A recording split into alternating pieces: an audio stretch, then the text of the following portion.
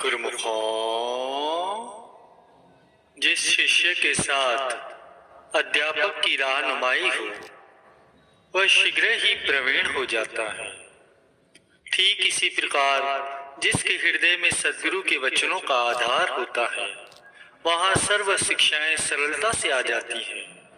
संत महापुरुष फरमाते हैं कि साधु को अपने इष्ट देव के अतिरिक्त अन्य किसी का आश्रय नहीं लेना चाहिए, तभी एक चित होकर भक्ति सेवा और भजन अभ्यास हो सकेगा। अन्य किसी के आश्रय रहने वाला गुरु कृपा से वंचित रह जाता है। गुरु को वीडियो लाइक करना, सब्सक्राइब करना प्लीज़। बहुत मेहनत से मैं वीडियो बना रहा हूँ। वीडियो लाइक कर देना, सब्सक्राइब कर देना प्लीज़। कमेंट में जरूर लिखिए जय श्री धन।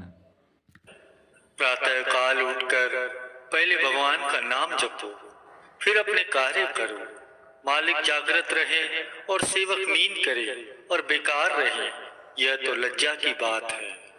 तुम सदैव सद्गुरु के चरणों में बैठे रहो अथवा उनके श्री चरणों से तार जुड़ी रहे तो दुख और भय निकट नहीं आएगा और सदा प्रसन्न रहोगे। जब कोई व्यक्ति विषय रसों में आसक्त है उसे नाम का रस आ ही नहीं सकता, इसलिए नाम का रस चखने के लिए विषय रस को त्यागना पड़ेगा और अभ्यास में दिल लगाना होगा। प्रमाद न करो, क्योंकि पुरुषार्थ के बिना कुछ भी प्राप्त नहीं होता। तुम्हारा मन जो कई जगहों पर विभाजित हो रहा है उसे एकत्र करके श्री सद्गुरु देव जी के श्री चरणों में लगाओ। चंचल वृत्ति वालों को आंतरिक शांति उपलब्ध नहीं होती, चाहे वे पूर्ण सृष्टि के सम्राट ही क्यों न बन जाए। संत महापुरुष फरमाते हैं कि सद्गुरु का उसी सेवक के हृदय में निवास होता है जो आज्ञाकारी होता है और सद्गुरु के चरणों में जिसका अटूट प्रेम होता है। यदि तुम स्वयं को किसी से कम नहीं समझते तो ये निश्चय जानो कि तुम कुछ भी उन्नति नहीं कर सकोगे। पहले स्वयं को शांतमय बनाओ, फिर दूसरों को शांत बना सकोगे। उसकी चिंता मत करो कि अमुक व्यक्ति विरोध में है, परंतु ये विचार करो कि सद्गुरु के संकेत या आज्ञा पर चलते हो या नहीं चलते। श्री वचन तुम्हारे साथ है, लाखों शत्रु भी तुम्हारा कुछ नहीं बिगाड़ सकते। जिसके सहायक स्वयं मालिक हैं उनका कोई भी कुछ नहीं बिगाड़ सकता, क्योंकि कोई भी शक्ति उनकी आज्ञा के बिना कुछ भी नहीं कर सकती। सद्गुरु तुम्हारे हृदय में विराजमान है तो तुम सच्चे धनवान हो, कुलवान हो, प्रतिष्ठावान हो। जो भी श्रेष्ठ पदार्थ प्राप्त करो वे भगवान के श्री चरणों में भेंट करो। उनसे जो प्रसाद मिले अमृत समझकर ग्रहण करो। जो दूसरों को दुखी करता है वह स्वयं कदापि सुखी नहीं रह सकता। जो दूसरों को करना चाहिए उसका तो हमें विचार रहता है, परंतु जो हमें करना चाहिए वह हम क्यों भूल जाते हैं। अच्छा तो ये है कि स्वयं को दोष दे, दूसरों को क्षमा कर दे। स्वयं से युद्ध करो, दूसरों से सम्मति करो। अनुकूल विचारों से मिलकर चलना कोई बड़ी बात नहीं है, प्रतिकूल विचारों वालों से मिलकर चलने में ही शूरवीरता है। तुम अपने मन को संयमित रखो, प्रत्येक वस्तु तुम्हें ज्ञान देंगी। जो जो दृष्टि साफ होती जाएंगी त्यों त्यों तुम्हें प्रत्येक कार्य में भलाई ही नजर आएंगी। जिनके मुख से खराब बातें निकलती हैं उनका मन भी बुराइयों से ही भरा होता है। आपका सबसे बड़ा शत्रु आपके भीतर ही विद्यमान है। यदि दूसरे को शत्रु समझते हो तो बहुत बड़ी गलती में हो। सद्गुरु के अतिरिक्त अन्य किसी वस्तु से आनंद आ रहा है तो उसे धोखा समझो। विकारी मनुष्य बाहर से देखने में चाहे कितना ही सुखी क्यों न हो, परंतु उसका हृदय हमेशा ही अशांत रहता है। यदि सारा संसार तुम्हें बुला दे तो कोई हानि नहीं, परंतु यदि सद्गुरु ने बुला दिया तो इससे बड़ी और कोई हानि नहीं है। इसीलिए भूल कर भी कोई ऐसा काम न करो जिससे सद्गुरु तुम्हें बुला दे। सद्गुरु को विस्मृत करने से जो हानि जीव की होती है इतनी अन्य कोई शत्रु नहीं कर सकता। जब सब ओर से निराशा के बादल छा जाते हैं तो श्री सद्गुरु देव जी का आश्रय सूर्य बनकर चमकता है। इसलिए सर्वदा उनकी चरण शरण का ही सहारा लो ताकि निराशा का मुंह ही न देखना पड़े। यदि तुम किसी संकट में हो तो सद्गुरु को याद करो, वह संकट शीघ्र ही टल जाएगा। लोगों से जो सम्मान पाते हो वह नाशवान है, उस पर प्रसन्न होंगे तो वास्तविक प्रसन्नता गंवा बैठोगे।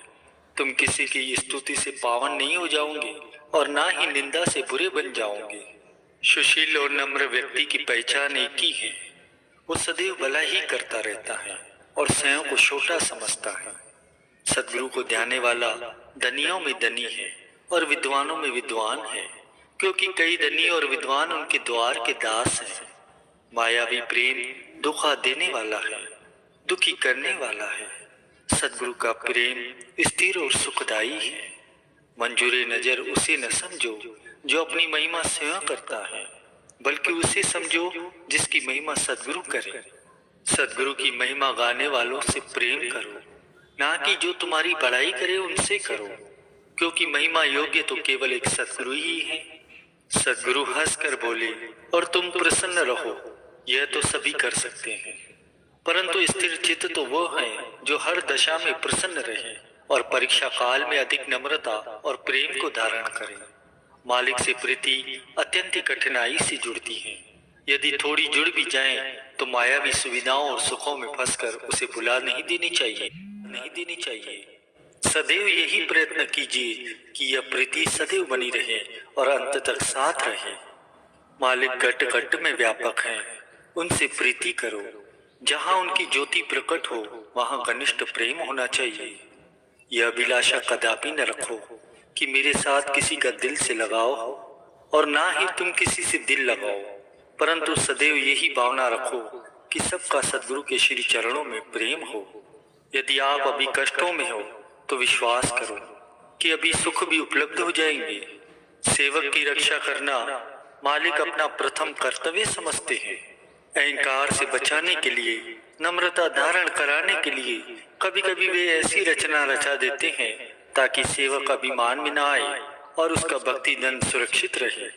भक्ति में जो आनंद है वह तो प्रत्येक चाहता है, परंतु उस मार्ग में जो कष्ट आते हैं वो कोई बिरला ही सहन करने के लिए तैयार होता है। सच्चा सेवक उसे समझो जो न किसी वस्तु की न मान बढ़ाई की इच्छा रखता है और सदैव सेवा में तल्लीन रहता है। अहंकार से की हुई सेवा करोड़ भी कौड़ियों के तुल्य है और नम्रता और श्रद्धा की कौड़ी भी करोड़ से अधिक है। चाहे देखने में सदगुरु की सेवा का फल साधारण ही दिखाई देता है और संसार की सेवा का फल अधिक दिखता है, यह सत्य जानो कि वास्तव में सदगुरु की सेवा का फल बेअंत है, लाभदायक है। मालिक का हर समय धन्यवाद करते रहो और उनके उपकारों का गुणगान करते रहो, ताकि उनकी कृपा सदा आप पर बनी रहे। दुख जो मिला है उसका कारण स्वयं को ही समझो। अभी भी उनकी कृपा समझो जिन्होंने सूली से कांटा बनाया है। गुरुमुखों का सच्चा धन गुरु कृपा ही है। उन्हें लोगों के सम्मान की आवश्यकता नहीं पड़ती। सब कुछ करते हुए भी ये समझो कि मैंने कुछ नहीं किया। सदगुरु से विमुख होकर जो केवल संसारी भोगों में ही मग्न रहा तो वह यम के दंड से कैसे बच सकेगा। भक्ति का मार्ग जितना अधिक सूक्ष्म और ऊंचाई पर है उतना ही अधिक गिरने का भय भी है। इसलिए प्रतिपल सावधान रहो। दृढ़ विश्वास और अदम्य उत्साह से अपने लक्ष्य की ओर आगे बढ़ते रहो। इतिहास साक्षी है कि हर युग में संत महापुरुषों का संसारियों ने विरोध किया है, क्योंकि वे जीवों को मोह माया की दलदल से छुड़ाते हैं और संसारी लोग इसे सहन नहीं कर सकते। लेकिन धन्य है वे महापुरुष जो कि प्रत्येक दुख और कष्ट को शांति और संतोष से सहन कर लेते हैं। जब तक आपने सदगुरु की चरण शरण ग्रहण नहीं की तब तक एक साधारण मनुष्य की तरह साधारण काम करने की शक्ति आप में निहित थी, परंतु अब महान शक्ति से महान कार्य कर रहे हैं। ये शक्ति, ये बुद्धि किसने प्रदान की? स्पष्ट है कि सदगुरु की शक्ति से ही महान कार्य हो रहे हैं। उनका धन्यवाद करो, उनका उपकार समझो। यदि आप में कृतज्ञता है तो ये आपको मानना ही पड़ेगा कि सब कार्य मेरी शक्ति के बाहर थे जो हो गए हैं। यदि करता धरता आप मालिक को समझोगे तो मालिक आपके हृदय में निवास करेंगे और प्रकृति की सर्व शक्तियां आपकी आज्ञा मानने के लिए हाथ जोड़कर सदैव तत्पर रहेंगी। यदि सदगुरु वचन का विश्वास रूपी शस्त्र तुम्हारे साथ है तो मन तुम्हारा कुछ भी नहीं बिगाड़ सकता। दुखों को समूल नष्ट करना चाहते हो तो उन्हें पहले संतोष पूर्वक सहन किए जाओ। मायावी वस्तुओं की प्रीत अपने हृदय से निकालोगे तो मालिक का निवास होगा। जब मालिक निवास कर लेंगे तो संसार की सभी वस्तुएं तुम्हारे पीछे पीछे फिरेंगी। सदगुरु के वचन से तो पूरा पूरा लाभ केवल श्रद्धालु और प्रेमी ही ग्रहण कर सकते हैं, न कि संसारी अश्रद्धालु और चतुर कर सकते हैं। सदगुरु हम पर दुगुनी कृपा करते हैं। एक तो भक्ति में सहायता देते हैं और दूसरा माया में फंसने से बचाते हैं। यदि तुमसे कोई अच्छा कार्य हो जाए तो अहंकार मत करो, परंतु अपनी कमियों को दूर करने का प्रयत्न करो। मालिक के द्वार से लेखा नहीं मांगो, परंतु कृपा मांगते रहो और अभिमान त्याग कर डरते रहो। अपने ख्याल से प्रत्येक मनुष्य अपने इष्ट देव की पूजा अर्चना करता ही है, परंतु सच्चे अर्थों में उपासक तो वही है जो पूर्ण सदगुरु के वचनों को अपने दिल में स्थान देकर उनकी मौजानुसार चलते हैं। ऐसे भाग्यशाली जीव विरले होते हैं जो दातार तुम्हें एक पल भी नहीं बुलाते, तुम भी उन्हें सदैव ध्याते ही रहो। सब दुखों की औषधि एकमात्र सदगुरु का शब्द ही है। प्रेम जैसा श्रेष्ठ पदार्थ त्रिलोकी में अन्य कोई नहीं है। प्रेमी की सुरती आठों याम प्रियतम में ही लगी रहती है। वह विलग रहते हुए भी उनसे संगठित है। सेवक के जीवन का एक ही लक्ष्य होता है, केवल अपने मालिक की प्रसन्नता। इसके लिए वह मार्ग की सभी कठिनाइयों को हंसते हंसते सहन कर लेता है। गुरु को वीडियो लाइक करना, सब्सक्राइब करना प्लीज़।